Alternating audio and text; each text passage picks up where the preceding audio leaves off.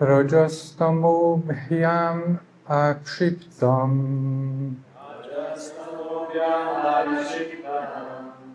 vimudham mana atmanaha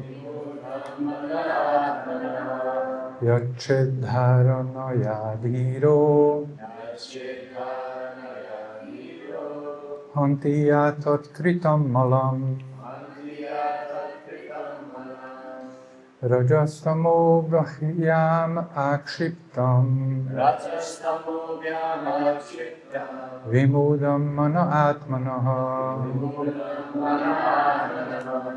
yachedharanaya dhiro hanti yatat kritam malam. Rajastamobhyam akshiptam vimudam mana atmanaha yachedharanaya dhiro hanti yatat kritam malam. Prabhus? Rajastamobhyam akshiptam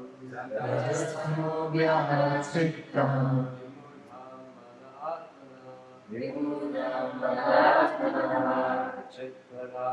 yachedharanaya dhiro hanti yatat kritam malam.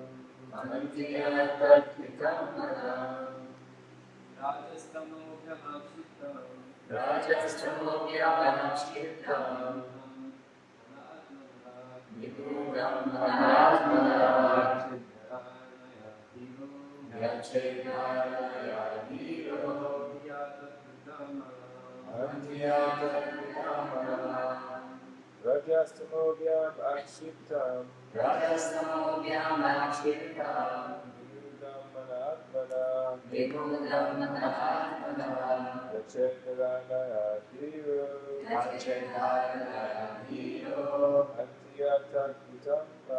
hanti yatat kritam malam. Mataji's? Okay. Rajastamobhyam akshiptam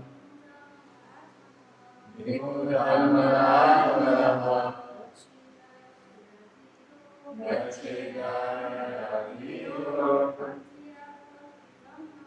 hanti yatat kritam malam.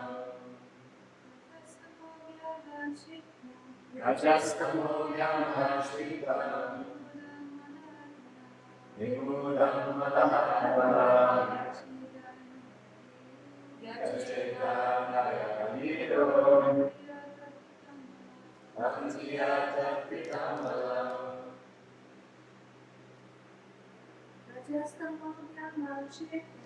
Rajastamobhyam akshiptam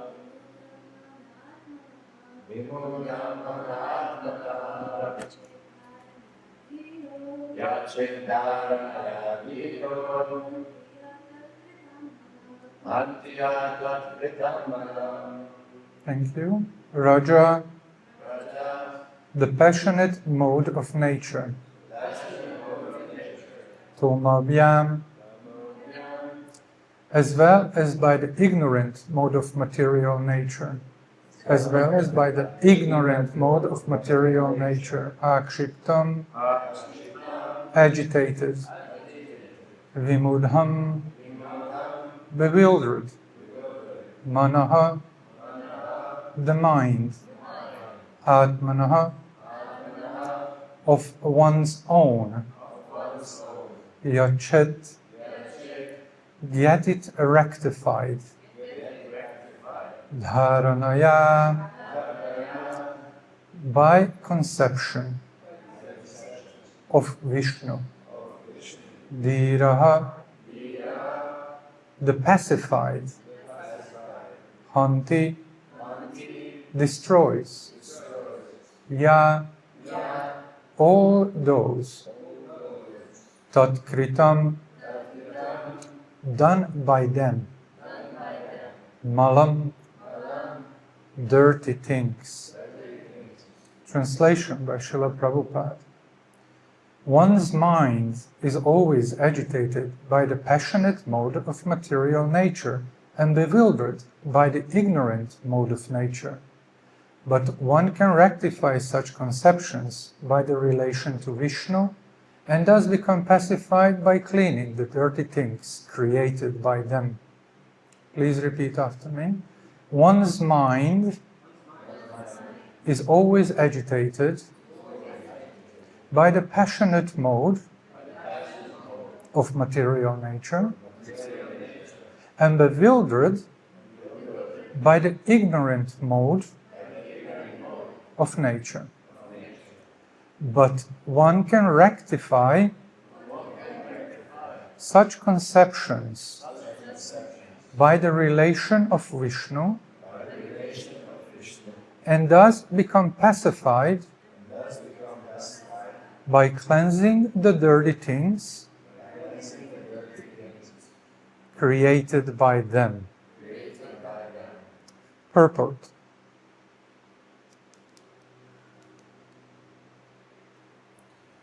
Persons generally conducted by the mode of passion and ignorance cannot be bona fide candidates for being situated in the transcendental stage of God realization.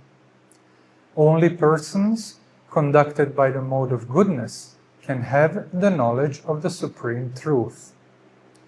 Effects of the modes of passion and ignorance are manifested by too much hankering after wealth and women. And those who are too much after wealth and women can rectify their leanings only by constant remembrance of Vishnu in his potential impersonal feature. Generally, the impersonalists or monists are influenced by the modes of passion and ignorance. Such impersonalists think of themselves as liberated souls, but they have no knowledge of the transcendental personal features of the Absolute Truth. Actually, they are impure in heart on account of being devoid of knowledge of the personal feature of the Absolute.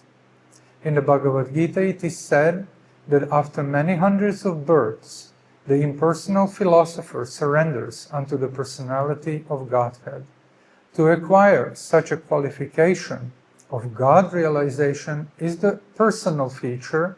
The neophyte impersonalist is given a chance to realize the relation of the Lord in everything by the philosophy of pantheism. Pantheism, in its higher status, does not permit the students to form an impersonal conception of the Absolute Truth, but it extends the conception of the Absolute Truth into the field of the so-called material energy. Everything created by the material energy can be dovetailed with the Absolute by an attitude of service, which is the essential part of living energy. The pure devotee of the Lord knows the art of converting everything into its spiritual existence by the service attitude, and only in the devotional way can the theory of pantheism be perfected. The verse, one more time, Rajas tamo bhayam akshiktam vimudam mana atmanaha yache dharanayadiro hanti yatat kritam malam. One's mind is always agitated by the passionate mode of material nature and bewildered by the ignorant mode of nature.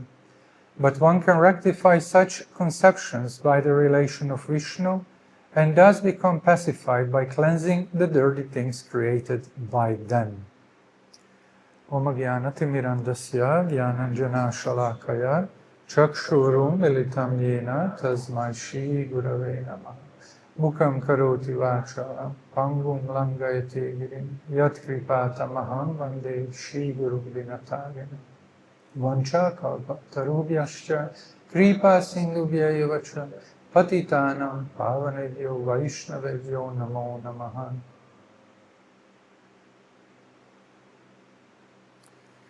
These first verses of the second canto are very technical. They sound very simple because Shukadev Goswami tries to give a synopsis of what is to come, what is the conclusion, that we have to meditate on Vishnu in any space, any circumstance, any case, any situation. But they bring out a very important element of our existence, and that's the mind. Mind. We point here, well, I point here when I say mind, but we can equally point here or anywhere. So this class I titled like this, The Reality and the Nature of the Mind. Some devotees have a conception of the mind that it doesn't exist, rightly so. Can you hear me? Because these are so loud. I don't know if we can at least turn off one so that I can... Wow. It's like living in a helicopter hangar. So mind, Manu Samhita, in Manu Samhita, first chapter, verse 14, Brahma says that mind is real and not real. Wow. So, what does it mean?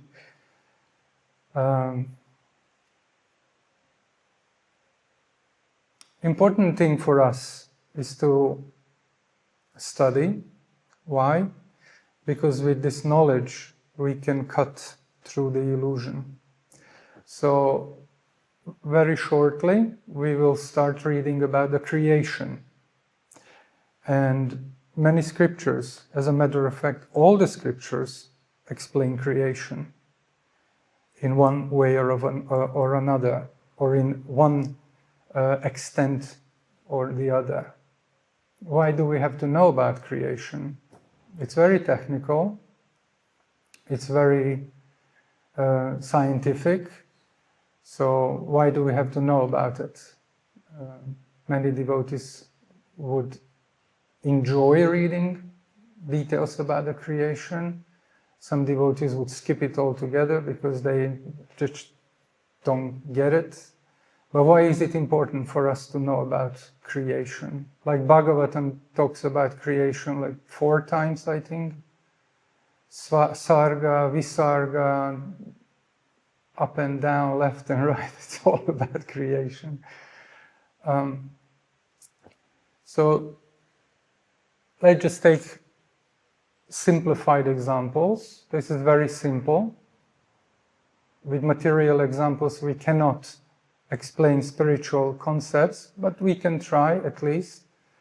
So we are now in a museum and we see a pile of dust. Are we attracted to it?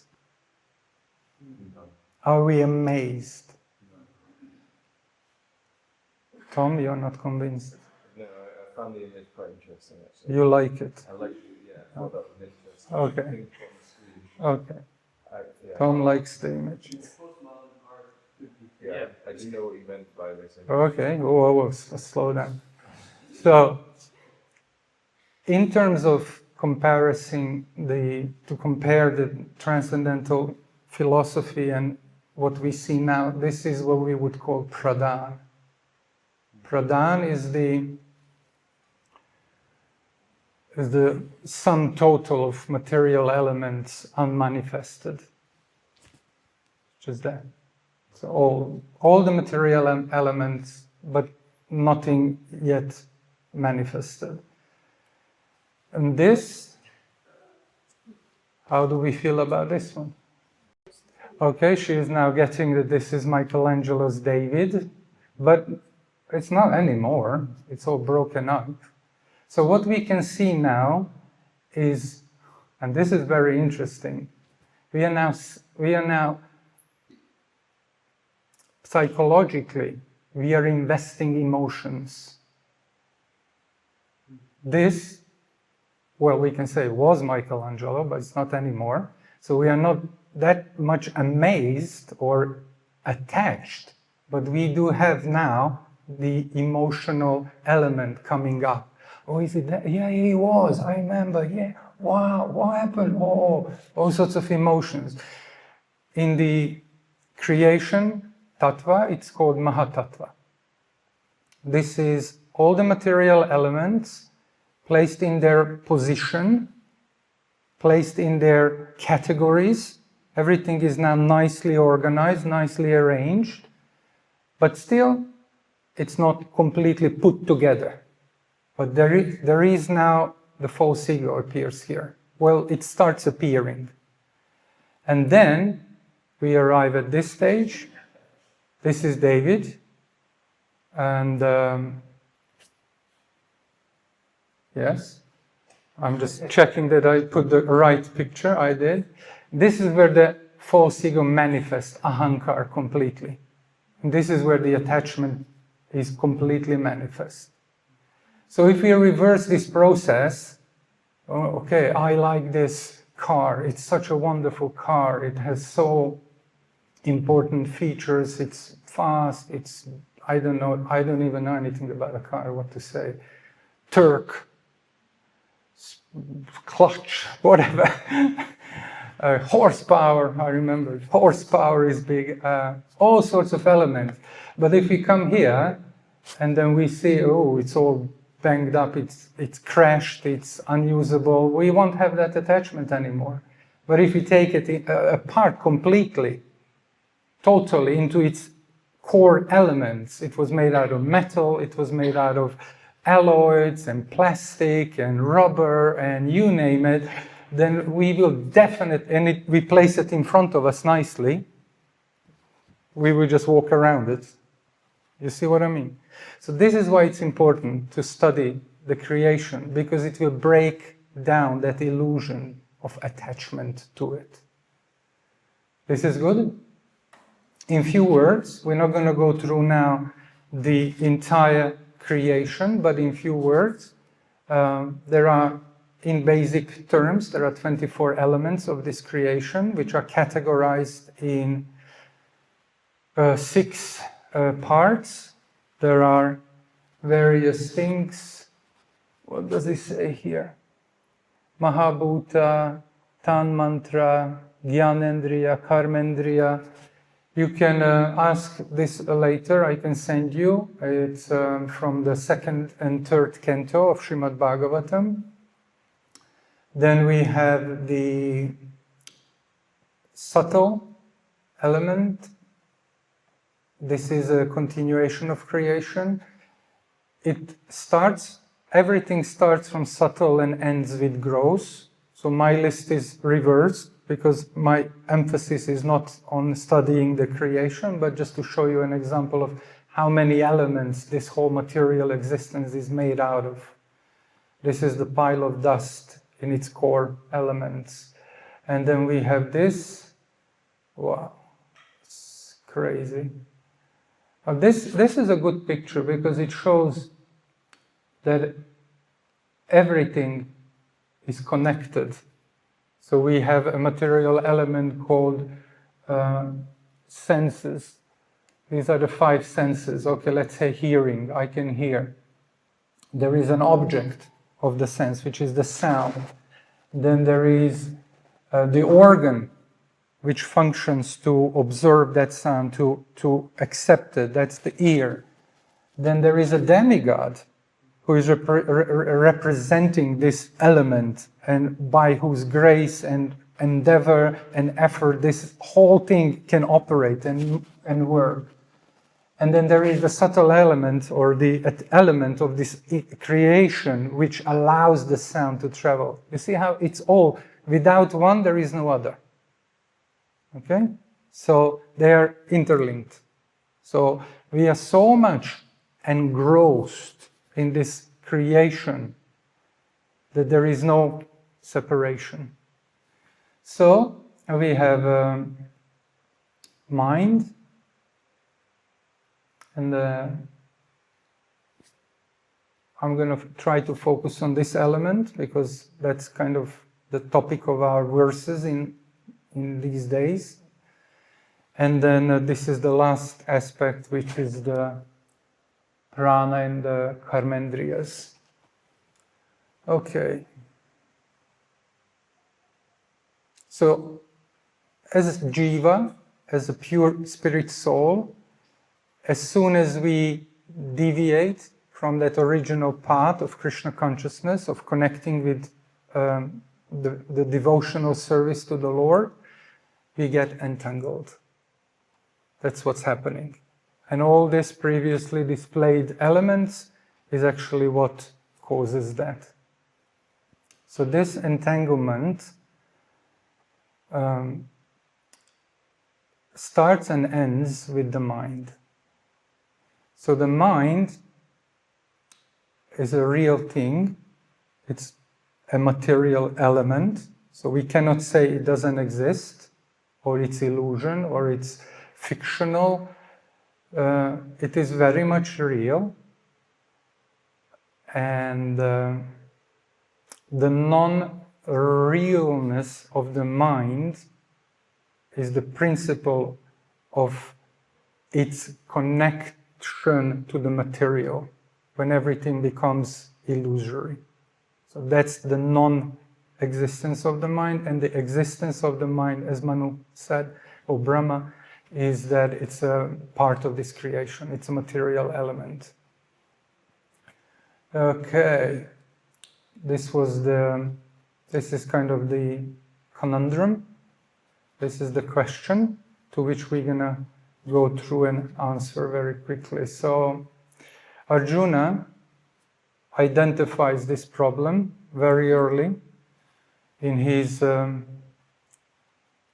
discussion with Krishna, that although Krishna gave him very nice examples and very nice instructions, Arjuna realized I can't do it.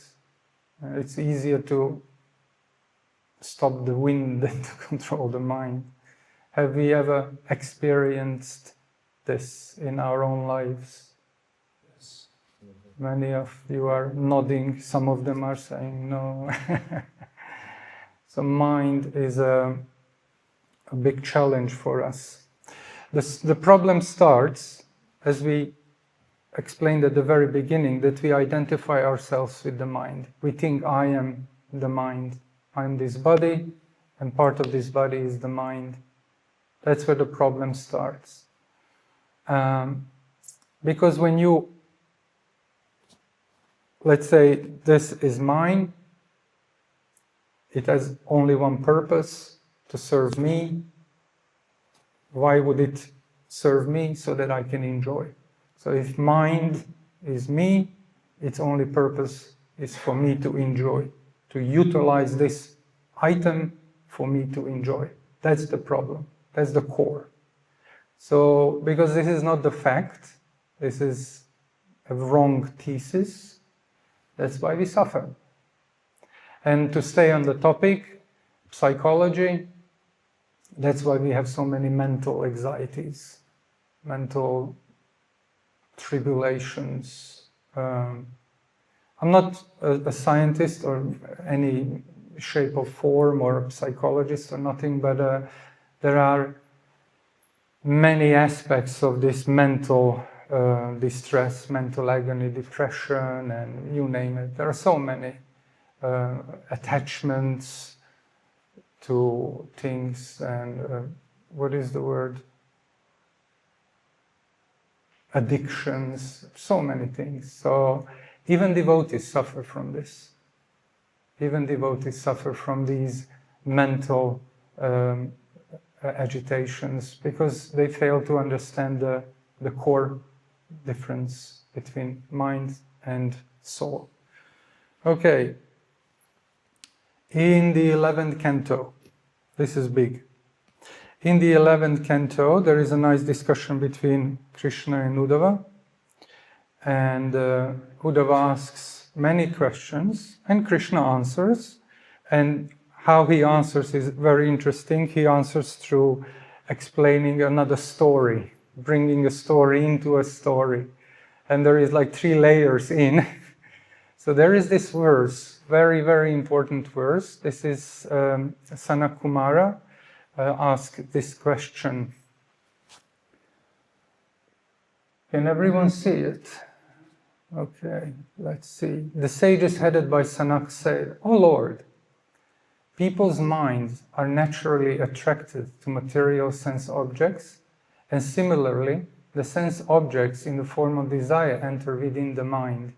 Therefore, how can a person who desires liberation, who desires to cross over activities of sense gratification, destroy this mutual relationship between the sense objects and the mind?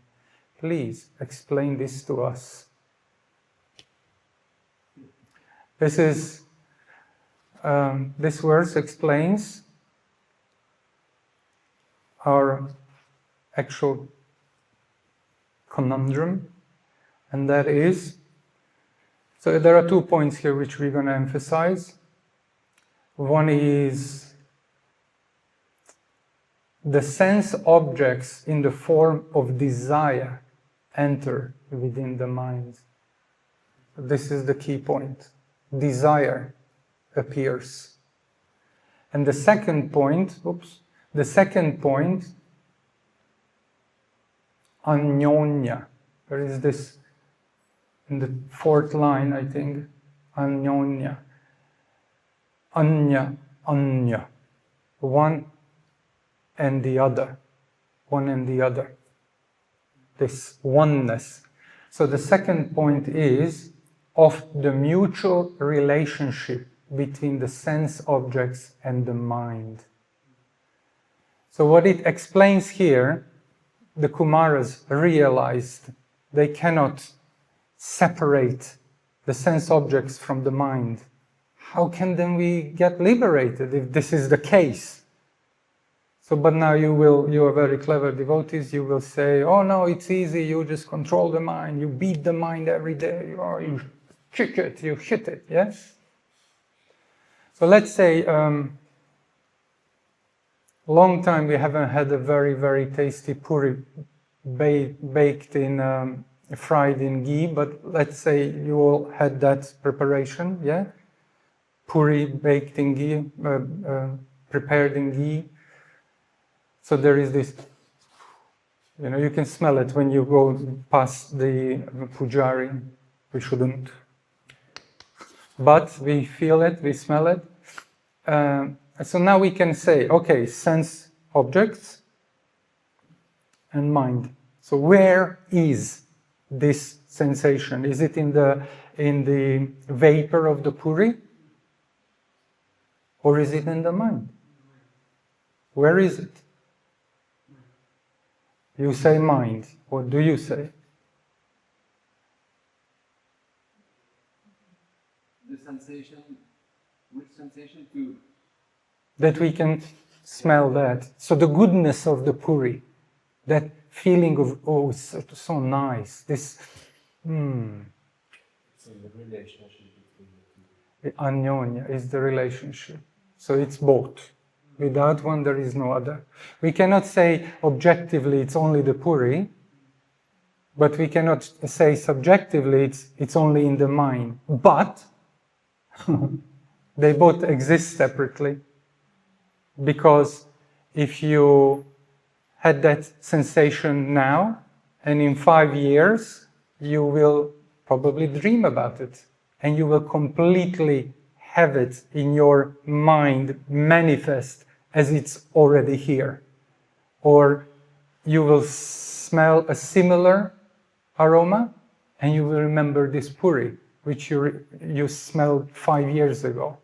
So they are interconnected. There is no separation between the two. Why can't you say it's just in the mind? Because its existence. Now, it's a very good question. Why can't we just have it in the mind? The desire to enjoy, that's the answer, because we want to enjoy it. Therefore, it manifests through an external form, and then it enters through your senses. there will be an answer to this verse, because this is a question. I want you to bear with me. We're going to run over time, but I really want to explain this. It's very important. It's psychology. Do you know what the word psychology means? It's a Latin word. Psyche or psyche means soul, and ology is knowledge. Psychology is the knowledge of the soul. So in order for us really to advance, we have to invest in this knowledge of understanding the difference between the mind, between the body and the soul. Without it, it will take many, many lifetimes for a jiva to get liberated. It's very hard. So we need to learn, we need to study, we need to want to understand this, and then it will come. Okay, there is, where are we now? Oh, that was that. Okay, so what we know so far is that the mind is part of this material creation, so it's an element, it's a material element. Okay, it's not gross, it's subtle, but it is a material element. Okay, so we know that. What else we know? We know that, yes, I didn't talk about it, actually it's on the beginning when we show the creation, it comes from the goodness, mode of goodness, mind is mode of goodness, and it's also part of Aniruddha. It's actually coming from Lord Aniruddha. He is the Ishtadeva, or the predominating deity out of Chaturvyuha. He is the god of mind. So we need to know this. Srila Prabhupada said, realization means discrimination. So it's a very simple, code we need to know. If we want to be self-realized, we need to know what the differences are between. Okay, so now come the answer. Are we ready for the answer? Kumara's asked. It's a very complex question. It's very deep. We all feel it. We live it. We struggle with the mind. We now know, or we hope we understand, that it's all interconnected, and the core culprit is the material desire. That's why we suffer, because we have this material mind, the desire to enjoy. And now we want to separate. We want to make the two separate. Okay, so what does Krishna answer? It's an interesting how Krishna answers this. So this question was placed to Brahma, and Brahma said, wow, 5 years old son asks the creator this question, and the Brahma said, okay, you know what, I don't know the answer. I don't know. So he started meditating and praying to God, to Krishna, Vishnu, to give him the answer. So Vishnu appeared as a swan avatar, Hamsa avatar, and then he gave the answer. So this is the answer. It's mind-blowing. I really love this. Okay, so within this world, whatever is perceived by the mind, speech, eyes, or other senses, is me alone and nothing besides me. All of you please understand this by straightforward analysis of the fact. So, technically what it means. Okay, are you ready? I'll try to explain it simply. I, as eternal part and parcel of Krishna, at one point in my existence decided that I want to be Krishna, and I turned my back against him. Yet still, Krishna mercifully created this playground so that I can think that I am God. Technically, it means it's me alone and nothing besides me. So whatever we perceive through our mind is actually God. It's Krishna. because we have material desires. We will have attraction to certain things, and we will have aversion to certain other things. Okay? I will look at that car and I will say, and I will look at that car and I will say, yeah. I will do the classical. You know. So why is that? Why do I have an attraction to one pile of dust and not have attraction to another pile of dust? Because they are both just the same pile of dust. All right? Why? Because Krishna appears in that pile of dust and I feel attracted to him through that pile of dust. Because everything is Krishna. So this is his ultimate mercy. He knows I'm in illusion. He knows I have these material desires. Okay? He knows I want to enjoy separately from him. It's not possible. That's why whatever attraction you have to something you see, whatever, we can start from the grossest, you know, I'm attracted to this Prabhu, I'm attracted to this Mataji, I'm attracted to this or to that. When you have that in your mind, why am I attracted to that? It's because Krishna appears in that form to attract you. This is discrimination. This is when you start understanding how you are not equal to that, to this material world, because Krishna follows you through. Does this make sense? Just so two piles of dust, but Krishna appears in this, but he also appears in the other. For someone else. But it's also your desire. You desire to enjoy, there is karma, and according to your karma, you will be attracted to this and not to that. To one Krishna, but not the other. Yeah. Is it like in Bhagavad Gita when Krishna is saying that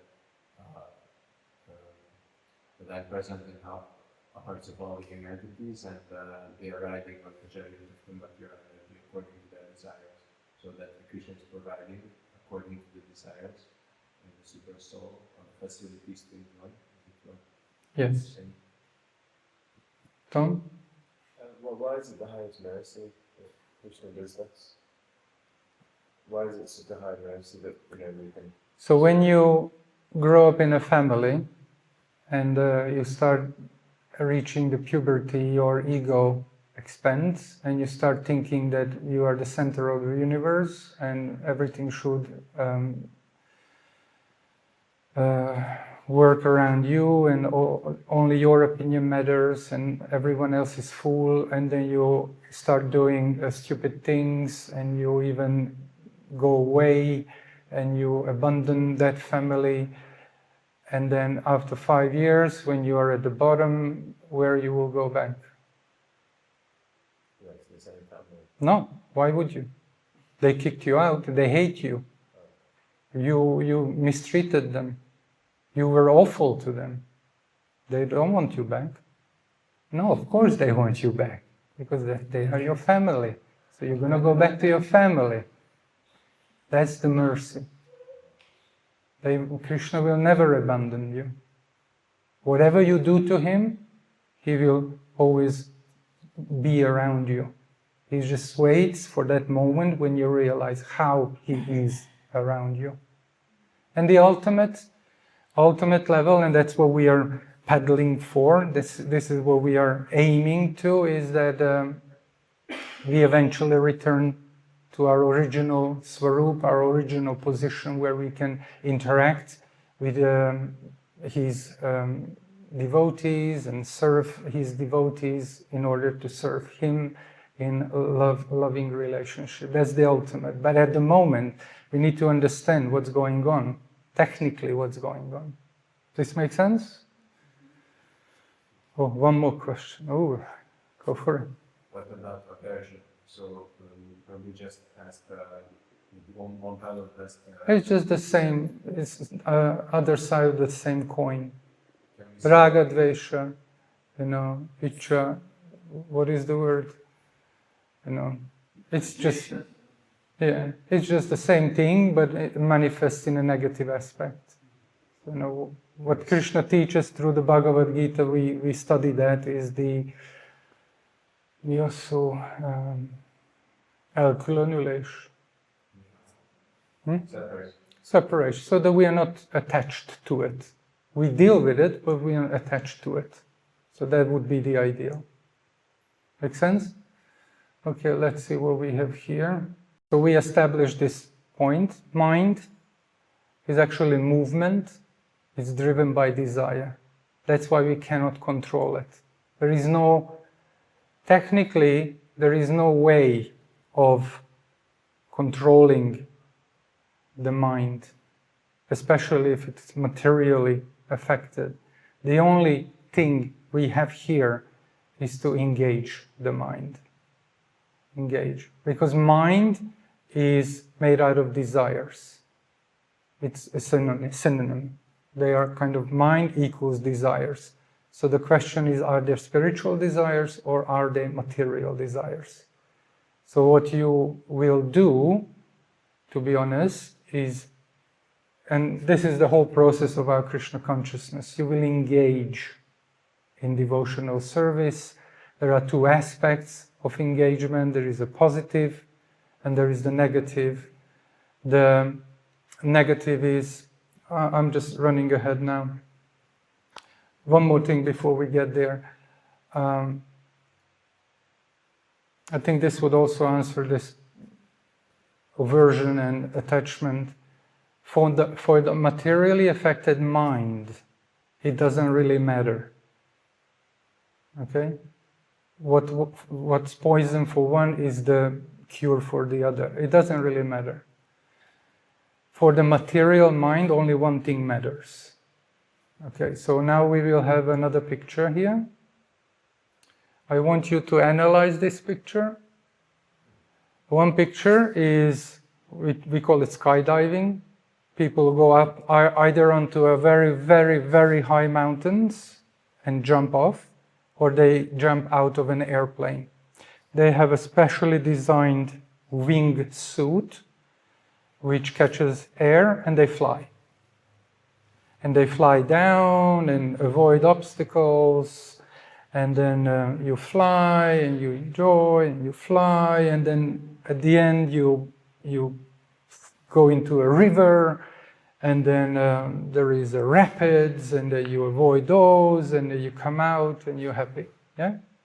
And the other picture is just a Buddhist monk sitting against the wall and meditating.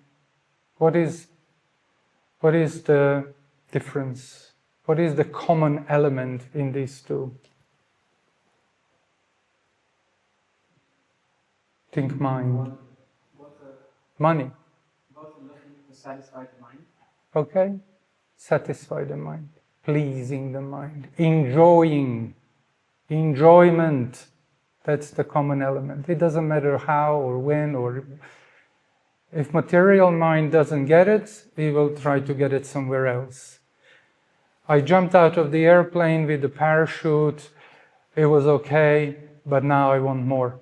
It's not enough. I want to enjoy. Now I will jump out off the cliff with a wingsuit. That's not enough. I will go up to the, I don't know what it's called, stratosphere, and jump off there in a like balloon. You know, this Baumgartner. He jumped off a balloon from the highest point a human could get without a spaceship. So he jumped off from there. So this is called mental speculation, actually. That's what it's defined as, mental speculation. We want to enjoy. This is not anymore giving me enjoy. Why not you giving me lassi? I want lassi here, not water. And then tomorrow this was very funny. There was a time when devotees started bringing these water bottles. Shivara Maharaj never liked them. Anyway, at least now they are metal.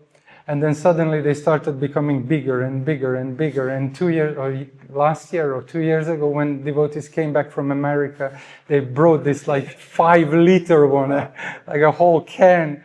And I was just laughing. Why don't we just bring in a hose? You know, if someone is thirsty, we can just turn it on. This is mental speculation. Because we want to enjoy. It's all about us. It's material mind. Make sense? Okay, so what we have here. So we now identify that the problem is actually the Kumaras identified, but technically what it is lust appears in the senses through the sense objects. Why does lust appear? Because lust is when we want to enjoy. This is our original sin. And we need to face our original sin. We need to sit down and really deeply contemplate Ishvaroham Aham Bhogi. I am an enjoyer, I am a controller, this is why I left Krishna, this is my conundrum, this is why I'm here, everything is happening because of this core principle. That's it, basically. So then this lust goes into the mind through the senses, and then because there is no way of satisfying material mind through material elements, then we get into this anxiety. That's why so many mental problems, anxieties, depressions, even devotees, they go through depressions, deep depressions. They know that this is not good, but I can't stop doing it. So many things. Even in society, even in material society, in the non-devotee society, there are things which a sense gratification is accepted, but only to a level. When this sense gratification is, for instance, too much obstructing others' sense gratification, then it's deemed rejectable. Then it will be objected against, and it will be, in some instances, even punished. You know, and as long as this enjoyment is contained and packaged nicely, and presented PC way and socially, accepted, then it's all right. It's good. But even then, there will be things in the society which we will kind of struggle with. No one talks about masturbation. Socially, it is kind of frowned upon. It's kind of, and no one talks about it. But it's present in the society. It's something which so many people struggle with, even devotees. I know it's not good, I can't stop doing it. I know it, and it causes this mental anxiety, depression. Yeah, unfortunately. So let's see what we have here. A living entity cannot exist without desires, but desires that can never be fulfilled are called kama, or lusty desires. We are now getting into a solution. So this was the whole process, the problem, how it manifested, and now we are getting to the solution. In the purport of today's verse, at the very end, Srila Prabhupada said, everything created by the material energy can be dovetailed with the Absolute by an attitude of service. Super simple. Which is the essential part of living energy. We are the living energy, we are soul. And this is essential part of us. Not thinking that is called illusion. The pure devotee of the Lord knows the art of converting everything into its spiritual existence by this service attitude. We must develop this willingness to study and discriminate between the mind, the ego, false ego. False ego, it's interesting, it's actually again a combination, it's one, but false is the material, ego is the spiritual. There is no existence, there is no connection between spirit and matter. There is no such thing. I'm not shaking hand with you, I'm not your friend, I'm not loving you. There is no marriage between two jivas. There is no, oh, this is my son. There is no, this principle doesn't exist. It's only between the body and the body. And what perceives that is the mind. So we must understand this. We must make this differentiation. And how? There are two aspects, positive and negative, as I explained or started explaining. One is negative, rules, yes, sadhana. Oh, I remember now. Sadhana bhakti. This is negative. We need to adhere to these rules. We have to. Without it, I don't see progress. So we need to, everything needs rules. So this is the negative. And the positive is that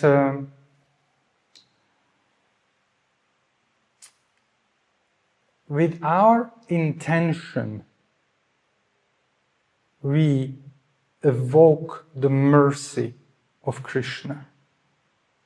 Now, pay attention. With our intention, not with our endeavor. That's the misunderstanding. It's not I who caused Krishna to give his blessings to me because I chanted so nicely. I was doing it so great. I made this effort. No. With our intention. And the intention is shown through our everyday life, that we follow the regulative principles, that we serve the Vaiṣṇavas, we do our service, we study.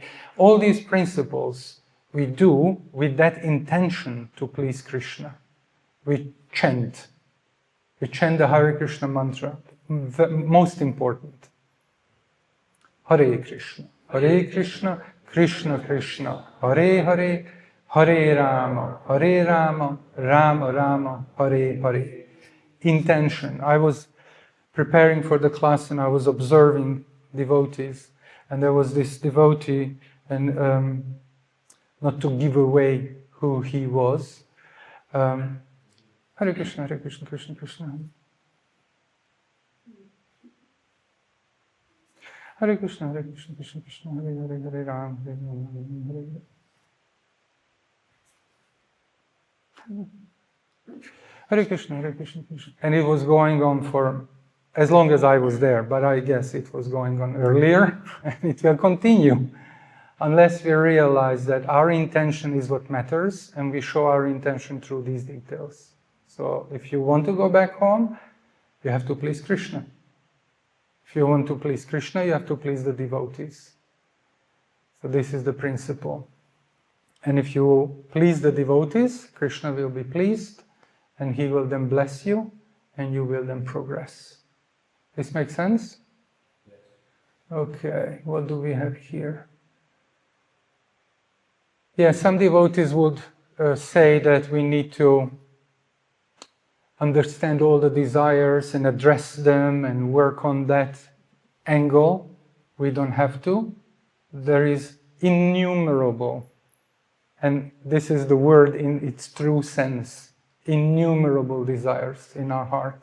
There are various desires which are already manifested, and there are many, many desires which will only manifest later, or they will just pop up, as Prabhupada said in the one of the purports, that this bubble comes out of the lake, the pure placid lake, and then you suddenly see a bubble coming out. Where is it coming from? So same, you would sit and chant and Hare Krishna, and suddenly something will come into your mind. You don't even know where. Well, how? That's me. Yes. So we don't have to deal with all these material desires. We just need to focus on the positive, which is the chanting, with the intention of purifying our heart to serve the Vaishnavas, the devotees. Is this okay? It's a very complex topic, and you can tell there is not enough time to go through everything, but I hope this gave you enough inspiration to invest into this topic and study it. I would Thank you for your attention. I would suggest a literature from Suhatra Maharaj called Transcendental Psychology. If you know him, I based this intro. This is actually just the introduction of his book. This Transcendental Psychology. This was just the introduction of his book. So there is a lot more here. Gauramani Prabhu ki jai. Okay, no more questions. We had questions during the class. Thank you for your attention. Srimad Bhagavatam ki jai. Srila Prabhupada ki jai. Jai Nitai Go Premanand. Great Vaiṣṇava. Yeah.